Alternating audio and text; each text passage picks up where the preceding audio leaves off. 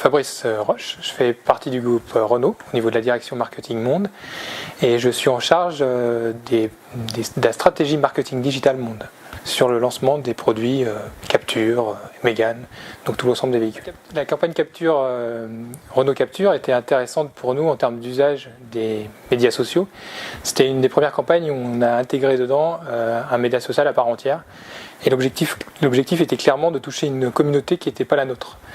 Quand vous faites de la communication autour de l'automobile, vous êtes très auto-adepte. Et là, l'idée, c'est de sortir de cette communauté et de toucher une communauté un peu différente. Et les communautés, les médias sociaux, cette particularité de pouvoir être segmentantes, et notamment Instagram, c'est une communauté de photographes essentiellement, et donc c'est une communauté assez élitiste, intéressante, qui était en lien aussi avec le motto de la campagne, puisque c'était Capture Life, ou Vivez l'instant en français. Et donc ça nous permettait à la fois d'activer une communauté qu'on n'aurait pas touchée par ailleurs, et d'enrichir notre site avec du contenu riche, puisque les photos venaient se plugger dans notre site toutes les semaines. On faisait un petit random et on intégrait les plus belles photos. Donc c'était intéressant pour toucher cette communauté, ce qui nous a permis aussi de rebondir sur des médias qu'on n'aurait pas touchés par ailleurs, les blogs photos, ou encore le lifestyle, ce qu'on appelle le lifestyle hors médias automobiles.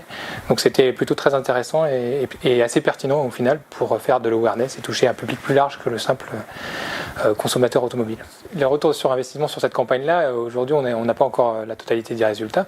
Et en plus il y a une petite spécificité puisque moi je suis marketing monde, donc en fait ça dépend des pays et de leur maturité sur l'usage du hashtag et d'Instagram.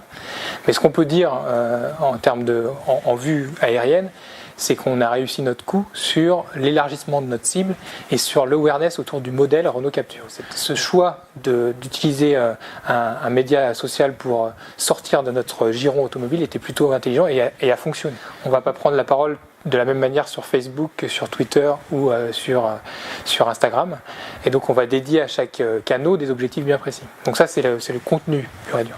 Après quand on parle en termes de paid, là on va s'attacher à tenir nos engagements de tête sur une campagne marketing.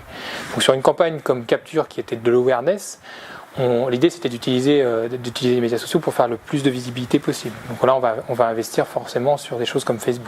Sur une campagne qui est à venir que sur Mégane, où on a une cible plutôt flotte, on va investir sur des médias sociaux plus ciblés, type LinkedIn, qui est un média B2B. Donc en fait le propos d'une stratégie marketing, c'est un peu l'usage qu'on a de tous les médias, c'est d'utiliser les médias sociaux pour leur intérêt. Facebook a une cible large, LinkedIn un peu plus ciblé, donc en fait on utilise ces leviers-là en fonction de notre campagne. Après on a aussi une chose intéressante aujourd'hui qui est le principe du retargeting, qui nous permet de cibler de manière très précise des gens, avec l'usage notamment du hashtag qui est apparu récemment sur Facebook. Donc en plus c'est une chose qui se démocratise et qui devient très intéressante pour un constructeur, puisqu'en fait vous pouvez cibler quelqu'un qui est venu sur votre page en termes de retargeting, mais qui a aussi utilisé un hashtag de votre campagne, genre hashtag Capture the Day, il l'a utilisé, vous lui poussez de la publicité sur Renault Capture. Donc c'est l'usage est en fait ciblé en fonction du média social et du média digital en fait.